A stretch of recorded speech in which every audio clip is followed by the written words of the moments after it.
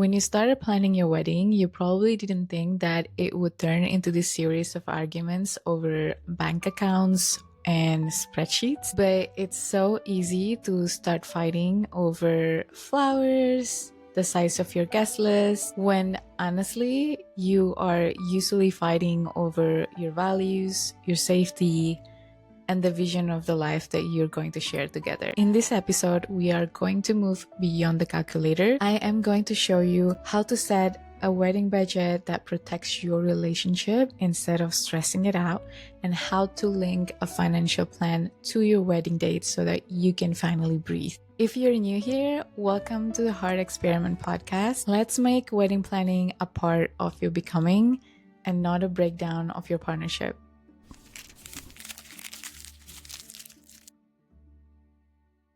For so many couples, the budget can become the enemy. It becomes a stand-in for every other fears that we have over money, families, and about the futures. It can stop being a tool for building a life and start feeling like a major crack in the foundation. But what if the budget doesn't have to be the villain? What if the spreadsheet could be a roadmap to a deeper connection with your partner? What if it could be the first major act of building your life together with a sense of intention, care, and safety for the both of you? Today, we're going to reframe the conversation. We are not just making a budget, we are designing a financial plan for a deeply meaningful day that will protect your relationship, honors your reality, and actually make you feel closer. We are going to walk through a 3-part, simple and intentional framework today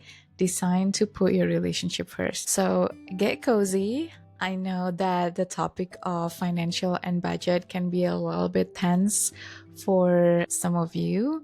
That's why I'm here on the couch, like with my safety blanket. I'll grab a cup of coffee, cup of tea, be prepared to just hang out for a while. One of the single biggest mistake a couple can make when they start planning their wedding is to open the spreadsheet first. This is a mistake that I did too. I started with figuring out an average number, and we did some simple research on how much things cost in our destination. I think when I was planning my wedding, I found online that the average cost of wedding in the US was $30,000, which is so misleading because they blend $100,000 wedding in New York and $15,000 backyard wedding in Utah. Starting with a number first was a mistake because you haven't had a chance to dream together and you're already stressing about number. That number feels so abstract and terrifying, and it's probably not even your number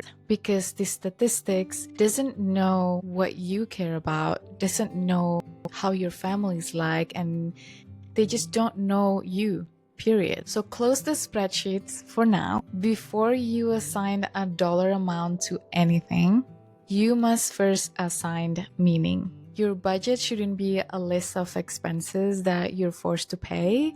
It should be a reflection of your shared values and priorities. So often, the core reason why couples are fighting over money is a disagreement over what's a need and a want. So this first step is really designed to get you on the same page about what is truly a need for you. Here's the first exercise.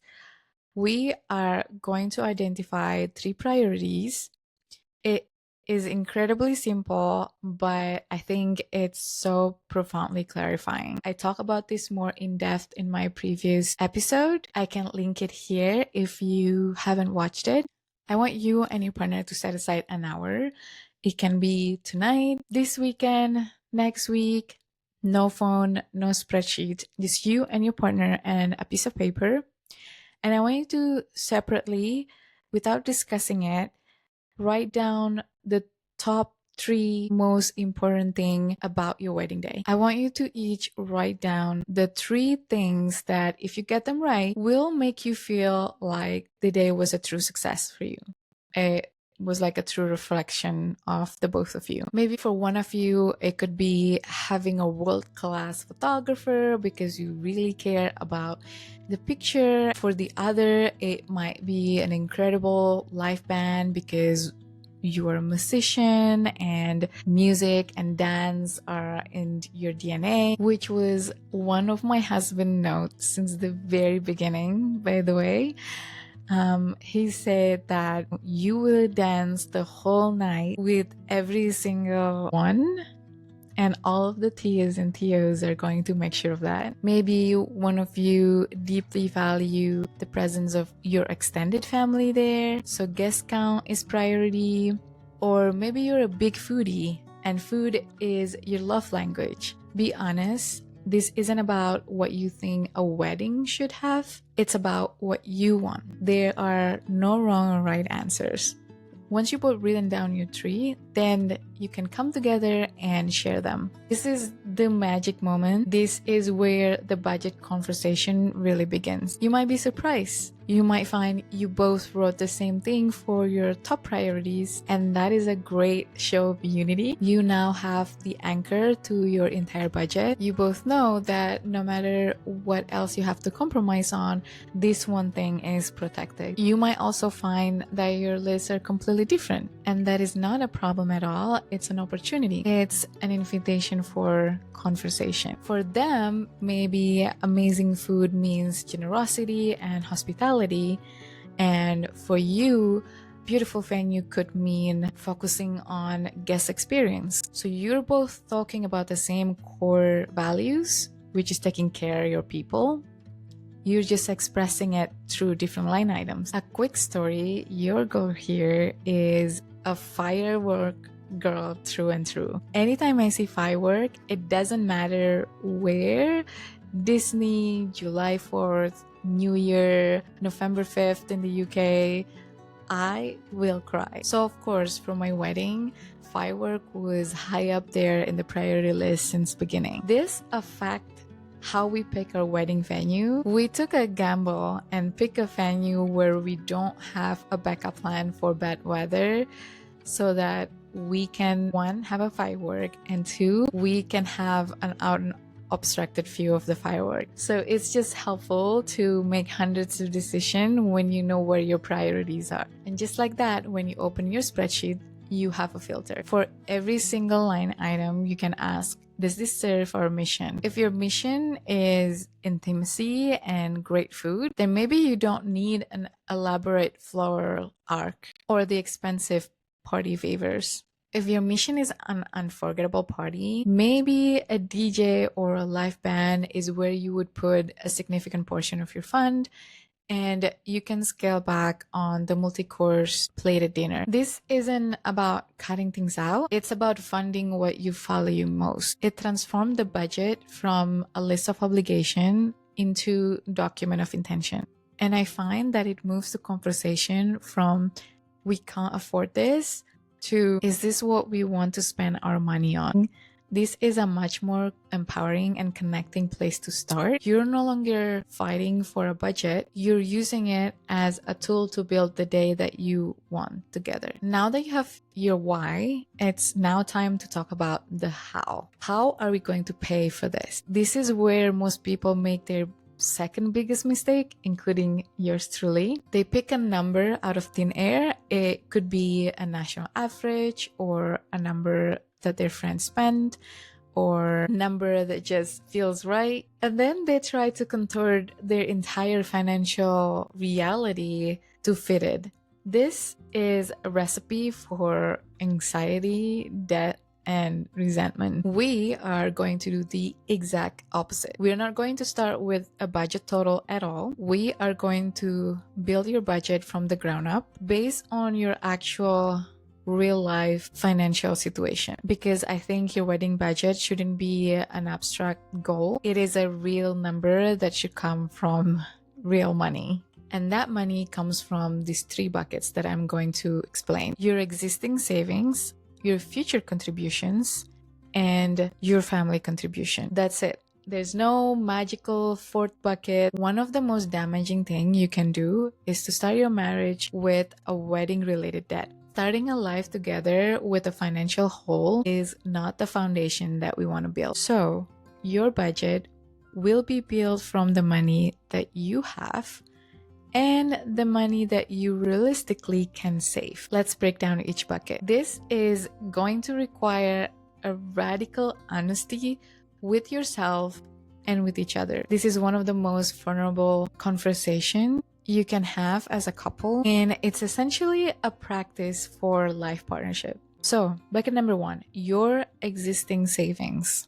This is the money that you have right now sitting in the bank account that you can both agree to allocate to the wedding. This is not your emergency fund. This is not the money you need for a down payment for a house, unless, of course, you both decided that the wedding is a higher priority. This is money that is truly available. Sit down together and look at both of your accounts. How much have you already saved? Maybe you've been putting money aside for a while. Maybe you have nothing set aside yet. Both answers are perfectly okay. The goal here to just get a clear, honest number. Is it $5,000? Is it $2,000? Is it $10,000? Write down that number. That is our starting point. Bucket number 2, your future contribution. This is the money that you can realistically save between now and the wedding. The key word here is realistically. This is not the time for magical thinking. This is not about saying, oh, if we just eat ramen for the whole 6 months, we can save $2,000 a month. That is not sustainable, and it will guarantee to make you feel miserable. Trust me, misery is not a good color for your engagement season. Instead, you need to do a mini budget for your personal finance. Look at your monthly incomes after taxes. Look at your fixed expenses, car, utilities, rent, student loan payment. And then I want you to look at your variable but necessary expenses. This is your grocery, gas, insurance. After that, what is truly left over? From that leftover amount, decide together on a monthly saving number that feels challenging but not punishing. Maybe it's $500 each month from both of you. Maybe it's $300 from one and $700 from the other because there's a difference in pay. The specifics doesn't matter as much as the agreement. This must be a number that you both are comfortable committing without feeling like you're sacrificing your well-being. This is a part of becoming a married couple, which is learning to function as a single financial unit. That requires transparency and teamwork. And then you want to automate it. Set up an automatic transfer from your checking account to a new separate high-yield saving account that you can label wedding fund. Do it on the day you get paid. This way, the money is saved even before you even have the chance to spend it. It makes the saving process passive, and it removes the monthly willpower needed to do it manually. The third bucket is family contributions. This is, without a doubt, the most awkward and emotionally loaded bucket. For generations, there are a really clear tradition around which family paid what. Today, those rules are mostly gone, which is liberating but also confusing. Parents, on average, cover about half of all of the wedding costs. This is just an average, definitely not an expectation. In fact, actually, many couples pay for their wedding themselves, including us. So how do you navigate this?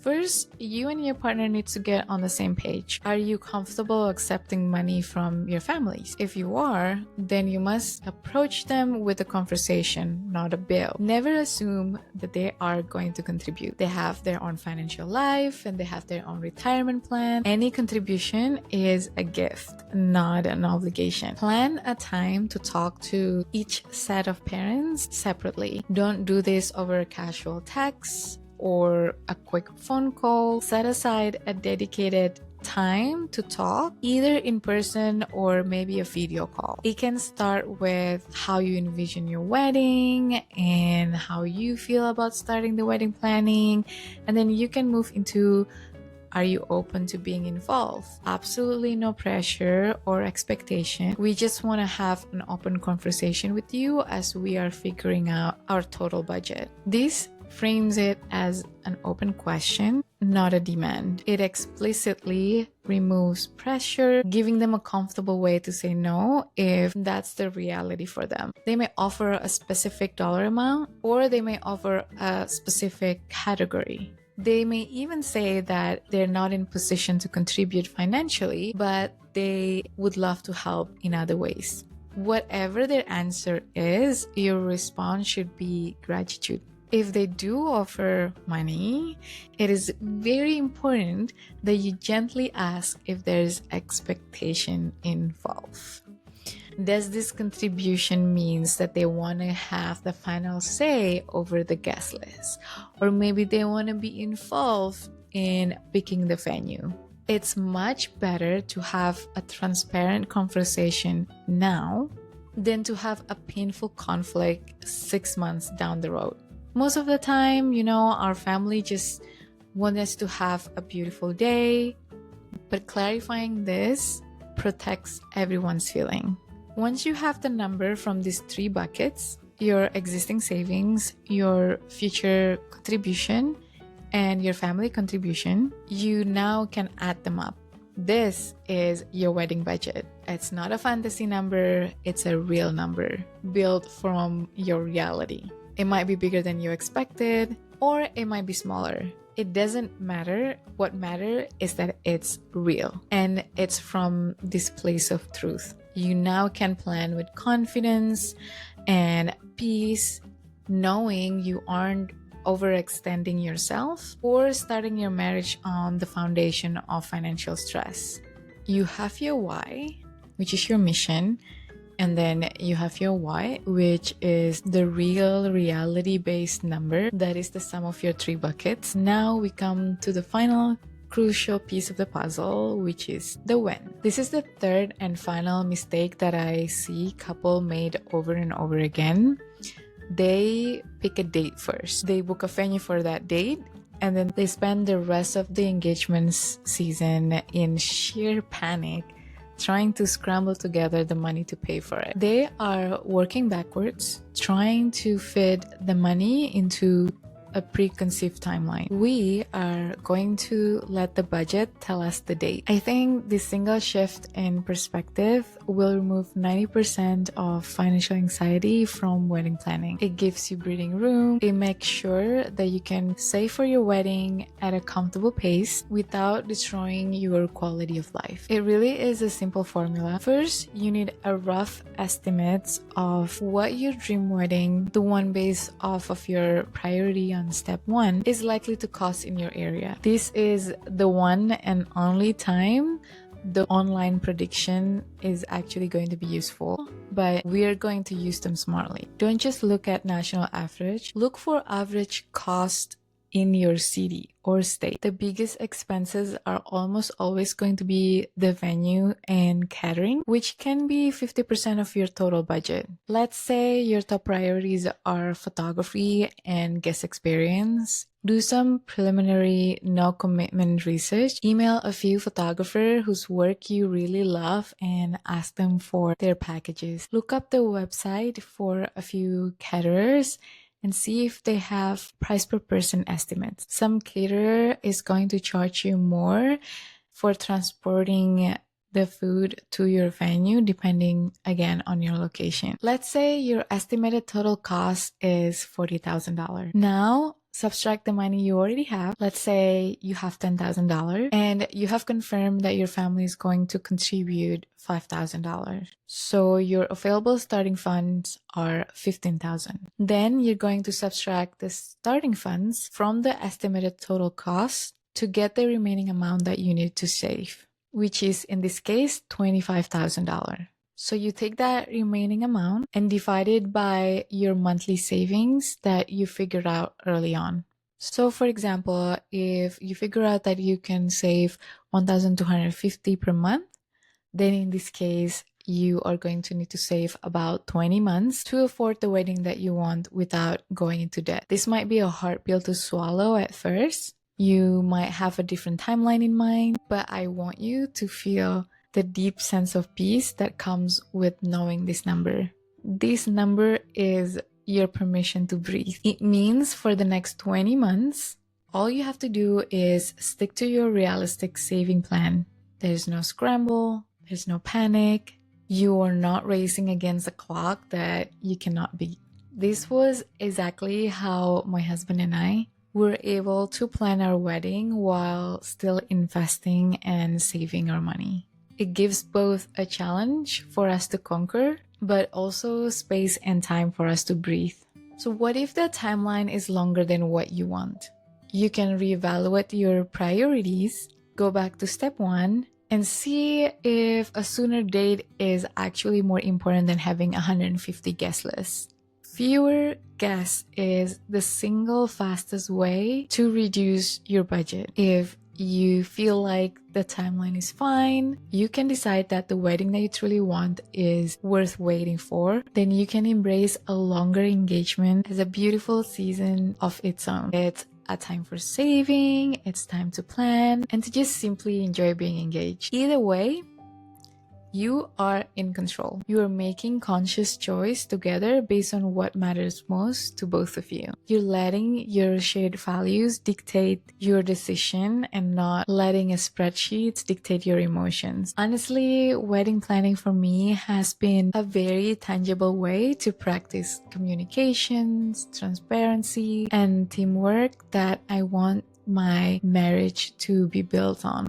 Let me know in the comment if this episode is helpful for you and where you are in the wedding planning process. Are you stuck in the spreadsheet spiral, or are you nervous about having a certain family conversation? Maybe sharing your experience would help you feel less alone in this process. Thanks for checking in. I'll talk to you again next week.